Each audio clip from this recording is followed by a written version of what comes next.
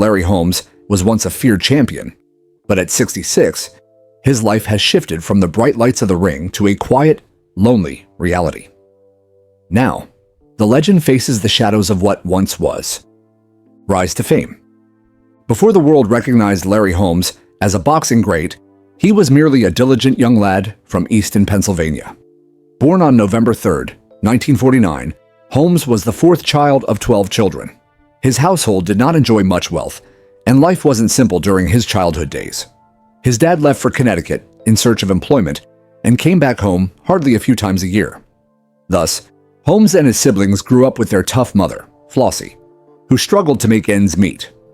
Larry dropped out of school in the 7th grade to assist his family. He did all sorts of odd jobs. One of his early jobs was as a car wash attendant.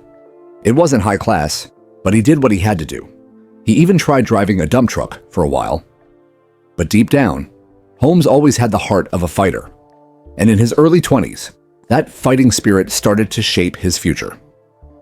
In 1971, Holmes began boxing professionally. At the time, he wasn't seen as a major threat in the heavyweight division, but that changed fast. One of his largest early breaks was when he became a sparring partner to some of the world's greatest fighters, including Muhammad Ali, Joe Frazier, and Ernie Shavers. Being a sparring partner to Ali had a huge influence on Holmes. He picked up how to move, how to jab, and how to remain cool under pressure in the ring. Ali later stated that Holmes possessed one of the finest jabs in boxing, glowing praise from the best. Holmes waited years in the background, assisting others in training for their title bouts. But when he did receive his opportunity, he seized it. In 1978, he fought Ken Norton for the WBC Heavyweight Championship. It was a savage 15-round fight, but Holmes won by a split decision. That bout showed Holmes wasn't a sparring partner any longer. He was an actual champion, and he didn't let up. Holmes then defended his belt 20 times during 7 years. That's one of the most extended reigns in heavyweight history. He defeated top stars such as Jerry Cooney, Ernie Shavers, and Trevor Berbick. He lacked the flash and crazy personality of someone like Ali, but Holmes was business inside the ring. He possessed a stiff jab, excellent footwork, and an intelligent mind. He didn't only punch hard, he boxed wisely. His nickname, the Easton Assassin, was Apartment. He was from a small town, but boxed with accuracy and force that floored his opponents. He wasn't everybody's darling with the media, and he felt underappreciated at times, but boxing pundits knew exactly how talented he was. Larry Holmes progressed from washing cars in Easton to becoming among the greatest heavyweights the sport has ever produced. His path wasn't glamorous, yet it was complete with grit, will, and undeniable ability. He constructed his career blow by blow, never losing sight of where he was from.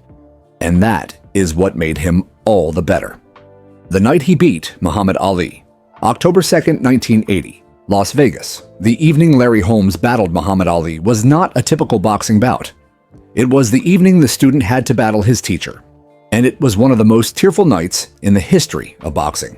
Larry Holmes had trained with Muhammad Ali for years. He admired him, not only as a boxer, but as an individual.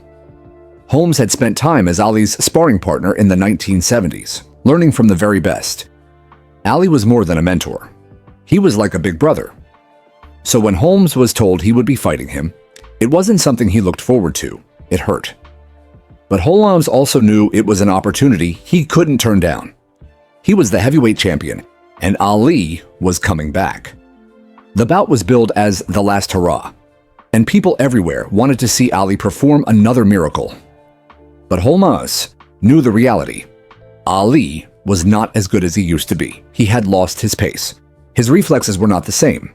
He had received too much damage in previous fights, and doctors had already cautioned him regarding his health.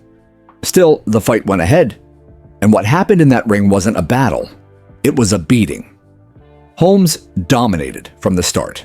He held back at times, not wanting to hurt Ali, but eventually he had no choice. By the 10th round, Holmes was in tears while punching. That's how much he didn't want to be doing it. In the 11th round, Ali's trainer, Angelo Dundee, stopped the fight. It was Holmes's lone career stoppage defeat. Post-fight, Holmes didn't gloat. There were no wide smiles and arrogant interviews. Instead, Holmes wept. He would explain to the media later, "I didn't want to fight him. I love Ali." That night tore his heart out more than it boosted his career. But the public did not perceive it that way. Most fans were angry with Holmes. They blamed him for embarrassing a legend. Some even booed him. The media condemned the fight, labeling it as cruel. Rather than being hailed for his performance, Holmes was treated like the bad guy.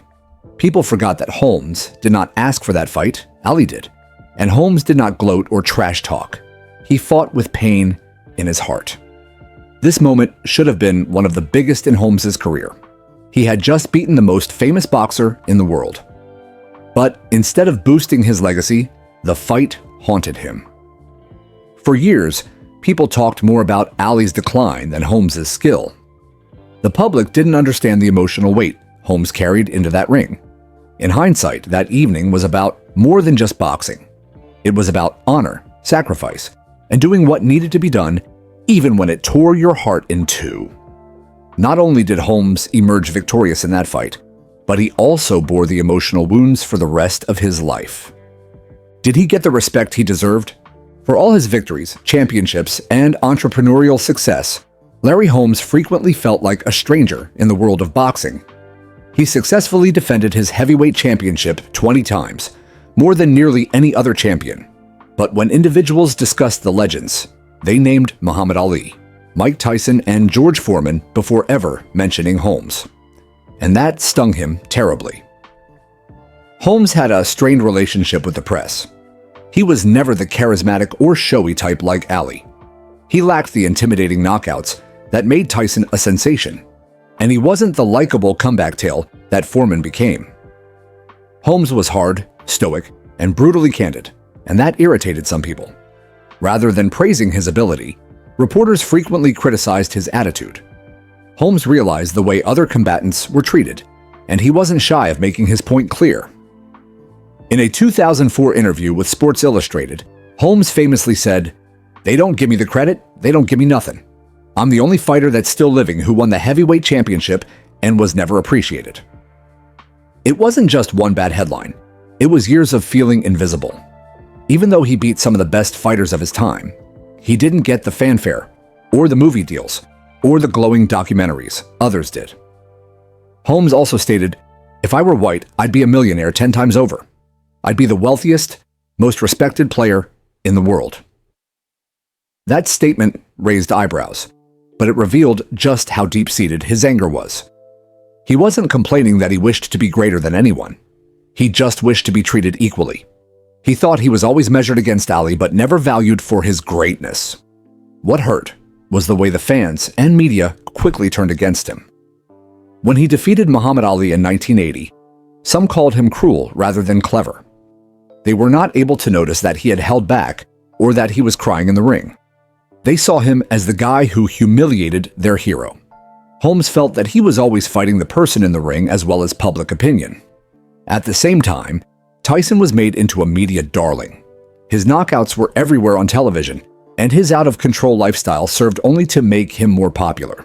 Foreman was back in the ring at an older age, and the fans grew enamored with his smiling, burger-selling persona. Holmes, however, who had achieved so much, was relegated to the background. Yet Holmes went on discussing it because he thought it counted. He once confessed, "I was good, and I knew it. I just wanted the world to know it too." He wasn't demanding deceitful compliments. He wanted genuine respect for what he'd accomplished. Personal life. Outside of the boxing ring, Larry Holmes has always been a family man. He married his lifelong sweetheart, Diane Holmes, in 1979, and the two have remained together for decades, a feat that is rare in the professional sporting world. Together, they established a life in Easton, Pennsylvania, where Holmes was raised. While he earned millions and got a taste of the good life, he never did leave his hometown behind. That's where he felt roots. He has children with Larry and Diane, and family matters were always something he cared deeply about. Often he stated that what he fought for was not belts and titles alone, but that his loved ones were secure. His family life provided him with a certain peace of mind, particularly once the commotion of boxing ended. Despite all his celebrity, Holmes wasn't the sort of guy who was going to roll with a large group of people. He maintained a small entourage and had longtime friends, most of whom he had met while in Easton. Some of them assisted him with operating his business ventures, including his restaurants and office buildings. He was famously generous with his friends. Holmes didn't establish a boxing heritage. He established a legacy that stood the test of time, friendships that lasted. But as he's aged, some of those relationships have weakened. He doesn't get out as much anymore, and a couple of his old friends from the boxing community have fallen away. But he still stays in touch with a couple of old fighters and some old friends from back home. And naturally, Diane is always there beside him, just as she has been for over 40 years. At his center, Larry Holmes is a man who always attempted to reconcile the fighter he was in the ring with the husband, father, and friend he wished to be outside of it. Larry Holmes is 75 years old today. He used to be a fierce heavyweight champion who dominated the world of boxing, but these days he resides in a quieter life in his hometown of Easton, Pennsylvania. He still owns his mansion on a hill, the one he purchased back in his day. But today that home is less about being a monument to victory and more about remembering the past. Holmes is not in the spotlight so much these days. He does spend an occasional day out in public, perhaps a local gala or an interview of some sort. But the huge crowds, television cameras, and deafening cheers are gone for him now. Now, he stays at home with his wife, Diane, and their family most of the time. He is a grandfather today and loves to spend his days with his grandchildren. But the guy who used to move like a flash in the ring now lurches, his body carrying the marks of everything it's endured. Decades of boxing severely damaged Holmes' health. He suffers from knee issues and mobility problems. His speech slowed a bit, and he acknowledged that his memory isn't the same as before. He's also talked about suffering from back pain and other chronic injuries. Although he isn't in as bad a state as someone who is his age, the decade of punches, training, and physical wear and tear caught up with him. In recent interviews, Holmes has revealed how difficult it is to be forgotten. In an interview with ESPN, he revealed, "You give your life to something, and then it's like people move on and don't even look back." There was no bitterness there, only sadness. Holmes doesn't desire attention or money.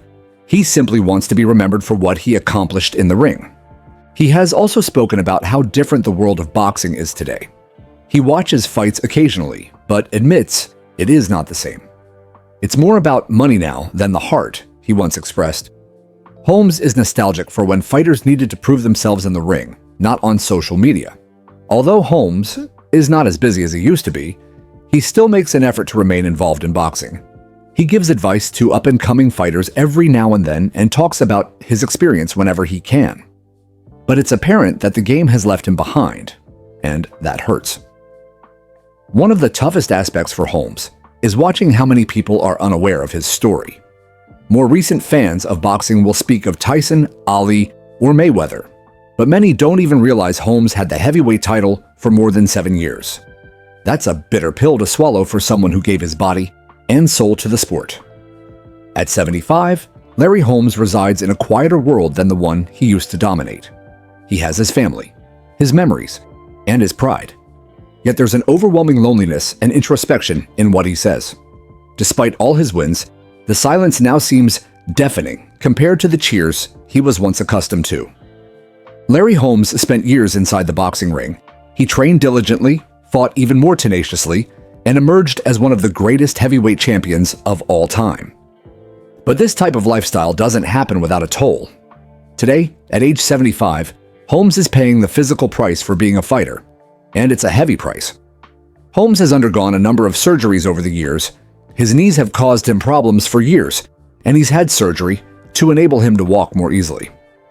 His back causes him constant pain. He's confessed in interviews that some mornings are tougher than others. Getting out of bed is a chore. Walking around the house is not easy. And he's no longer the powerful, agile man fans used to see in the ring. There are also memory problems. Holmes has talked about how he sometimes forgets something or gets details confused. Though he hasn't been formally diagnosed with chronic traumatic encephalopathy, CTE, a brain disease associated with repeated blows to the head, he's certainly conscious of the danger. CTE is prevalent among boxers, particularly those who began fighting during a time when headgear wasn't a major priority. Holmes absorbed a lot of punches throughout his lengthy career, and those blows don't magically disappear over time. Similar to most retired boxers, Holmes uses medication to make it through the day. Painkillers alleviate his joint and back pain, but they have side effects as well. He also takes medication to control his blood pressure and other age-related ailments. His daily regimen now consists of more doctor appointments than trips to the gym. In one poignant interview, Holmes described how, "Boxing gave me everything, but it took a lot too." The quote illustrates how much he knows the trade-off. He received fame, success, and wealth, but he sacrificed his health and peace of mind. The harm inflicted inside the ring didn't remain there. It traveled with him into old age. Holmes sometimes reflects on how aging feels different when you're a former fighter. He's not just dealing with regular old age. He's carrying decades of physical punishment. Watching younger boxers today, he often warns them to protect themselves. He tells them to think about life after boxing, because that part lasts a lot longer than a career ever will. He also confesses that there are nights when, quiet as a mouse, the pain sets in, and he questions whether it was all worth it. "People will remember the knockouts, the victories," he once stated, "but they don't realize what it does to your body over the long haul." Still, Holmes remains proud of what he achieved, but he lives with constant reminders of what it cost him to achieve it. His body hurts, his memory is no longer as good, and the world seems slower to him. That's the side of boxing that the fans don't get to see so much, the permanent damage, the lonely soundbites. Throughout the years, Larry Holmes has talked with passion, candor, and sometimes raw emotion. And if you examine closely what he said, you begin to see a pattern. His words tend to have frustration, sadness, and a feeling of being forgotten. These quotes, whether from interviews or press conferences, paint a picture of a man who gave everything to boxing, but didn't always feel loved in return. One of Holmes' greatest quotes occurred when he uttered, "They only love you when you're winning." It was harsh and perhaps even venomous, but it rang true to him. Holmes was a controlling champion who won the heavyweight title and kept it for 7.5 years. He defeated top challengers and remained undefeated for many years. But even with all of that, he never felt fully accepted by the media or the people. When you listen to him talk about that period now, you can sense the pain in his voice. In a 2004 interview, he stated, "I gave my heart to boxing. I fought everybody. I did what I had to do, but they didn't cheer for me like they did for Ali or Tyson." Holmes never aspired to be a superstar. He just wanted the respect he believed he deserved. In more recent interviews, though, he's also spoken about his sentiments on how things have changed in the sport. He doesn't mince words when discussing today's fighters. "It's all about talk and not talent anymore," he mentioned in one interview. "Guys want to go viral, not go 15 rounds." That quote reveals how out of touch he is with contemporary boxing. The game that he dominated has evolved, and it didn't necessarily take him along with it. Holmes has also spoken of how isolated retirement is. Once the throngs are gone and the headlines have faded, most fighters are left with nothing but silence. "Boxing was my life. Then one day, it was over, and nobody called." That kind of reminiscing strikes hard. It reveals that champions can be abandoned too, once the limelight has faded. In one very poignant moment, Holmes said to a reporter, "I thought when you win, people love you. I found out they love the moment, not the man." That encapsulates much of what he's wrestled with. The applause doesn't last forever, and the fans tend to shift to the next up-and-comer. All this notwithstanding, Holmes attempts to remain earthly. He spends time with his family, and he continues to speak of the pride he has in his profession. But the ache, in his words, is genuine. The loneliness is not simply physical, it is also emotional. It's the kind that results from realizing you gave it your all, yet still felt left out. These words, these sound bites, they're more than words. They're peeks into Holmes' soul. And they remind us that even the most powerful advocates have emotions that never really mend. Broken ties and lost brotherhoods. Larry Holmes, former heavyweight world champion, had numerous connections in the world of boxing, both good and bad. Over the years, a number of these ties dissipated or ended on bad terms, making Holmes feel ostracized from the sport that he used to dominate. One of his most prominent was with promoter Don King. In the early years, King was instrumental in Holmes's career, staging many of his bouts. Their alliance, though, turned sour due to financial differences. Holmes blamed King for paying him less for some fights. For example, he alleged he was paid just $150,000 out of an agreed-upon $500,000 for his bout with Ken Norton, and only $50,000 out of $200,000 for fighting Ernie Shavers. Holmes further accused King of taking a $300,000 finder's fee out of his purse money for the fight against Mike Tyson. These money matters prompted Holmes to sue King, agreeing to $150,000 and an agreement not to say anything negative about him to the press. Holmes also experienced tensions with boxing associations. Following a controversial split-decision victory over Tim Witherspoon in 1983, the World Boxing Council, WBC, directed Holmes to make a title defense against Greg Page. Holmes refused, expressing annoyance at the purse bid. Consequently, he lost the WBC title and accepted sanctioning from the newly created International Boxing Federation, IBF. Despite all these problems, Holmes managed to retain a few friendships. Following their brutal 1982 fight, Holmes and Jerry Cooney became close friends. Their relationship proved to be a reflection of mutual respect outside the ring.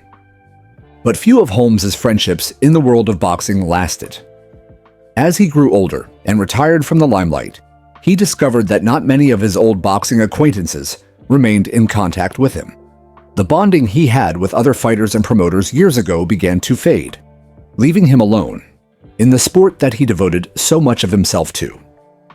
Holmes's experiences highlight the often transient nature of relationships in professional boxing.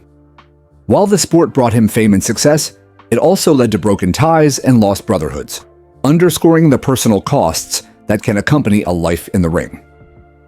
Searching for peace. Although few details regarding his current religious views or community activities are made public, Holmes has been proud of his boxing life and has spoken of his experiences in interviews and his book, Against the Odds. Holmes openly talks in his autobiography about the issues he encountered in his boxing career, such as perceptions of being overlooked despite his success. He possessed the heavyweight belt for more than 7 years and successfully defended it 20 times, yet tended to feel overshadowed by some of the all-time great boxers. Such musings testify to his seeking of acknowledgement and respect among the boxing fraternity. Holmes also commented on how boxing physically battered his body. Decades of training in boxing resulted in an array of illnesses, such as joint pain and mobility issues. Despite all that, he did have a feeling of pride at what he and his legacy achieved through sheer toil and doggedness. Though scant public information is available regarding Holmes's participation in youth mentoring and community programs, his rags-to-riches rise to become a world champion is an inspiration to many who aspire to participate in sports. His tale points to the essence of perseverance, discipline, and self-confidence as the keys to overcoming adversity and achieving success. As Holmes continues to look back on his life and career, he remains an important part of boxing lore. His experiences provide insightful information about the demands of the sport and about the individual resilience needed to attain the peak of sporting glory. What the world owes. Larry Holmes. Larry Holmes committed everything to the sport of boxing. He boxed hard, he defended his title 20 times, and took on some of the biggest stars in the business. But even today, at age 75, there is still a sense that the world never gave him the respect that he really did deserve. While most fans agree that he was a master, his name still doesn't automatically come up when discussing the all-time greats among heavyweight boxers, and that's a travesty. A just legacy for Holmes would be quite different. There would be more accolades, more universal respect, and more serious discussion of his impact on boxing. He wasn't flashy like Ali or explosive like Tyson, but Holmes possessed something that few others did: consistency, brains, and a killer jab that was almost impossible to defend against. When great boxers are mentioned, his name should be right up there without reservation. What would improve that? More acknowledgement. There remains a wealth of stories to share about Larry Holmes, about his battles, his approach, his stamina, and the way he sustained the sport during a time when it was seeking its next dominant star. A feature documentary on his career, not merely his fight against Ali, would provide enthusiasts with a greater appreciation for who Holmes was both in and out of the ring.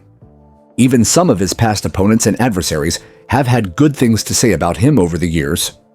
George Foreman once conceded Holmes possessed one of the finest jabs in boxing, and even Mike Tyson, who beat Holmes in 1988, has reflected on him with admiration, referring to him as a tough, resourceful opponent. That's saying something when even the toughest competitors give you credit. There needs to be more occasions to celebrate Holmes while he's still around to appreciate them. Having events or awards named in his honor, marking his impact on the heavyweight division, or providing him with greater exposure at high-profile boxing events, these are minor steps that might ensure his legacy. Because the fact is, Larry Holmes doesn't deserve a page in boxing history. He deserves an entire book.